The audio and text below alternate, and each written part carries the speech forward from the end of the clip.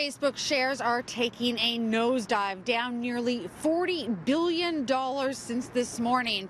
That's when news broke that 50 million users' data was harvested by Cambridge Analytica, potentially used to influence the 2016 U.S. presidential election. And now Canada's privacy watchdog is demanding to know if Canadians' information was scooped up in that data grab. And heading into a spring election here in Ontario, experts say users should be extra vigilant. We have to also be aware what kind of information it can access. And sometimes we don't know how that information will be used or misused. So essentially we have to be a bit cautious. Not to say that we should stop using social media completely.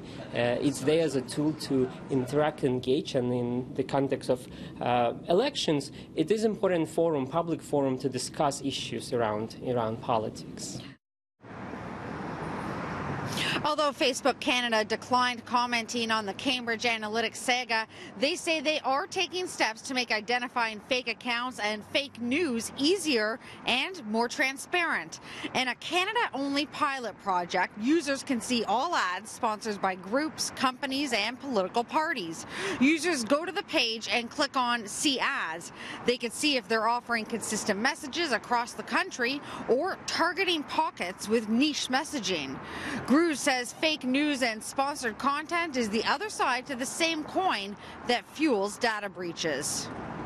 The case of data breaches is essentially it's our data that we're putting out there privately or publicly, or privately public, and being used or misused by organizations. In case of fake news and misinformation, is essentially it's not necessarily our data being used, but we as social media users being targeted by different companies. And so certainly there's a role for platforms like Facebook to make sure that known fake websites and scam websites will be disabled.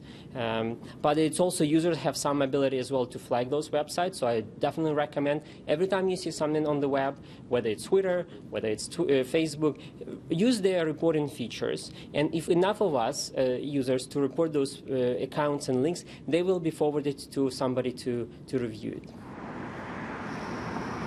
Now, if you're concerned that third parties may have access to your private Facebook information, head to your Facebook's privacy settings. You can see who you've given access to there, which apps are linked into your account. And if you see something you don't like, well, that is where you rescind your permission.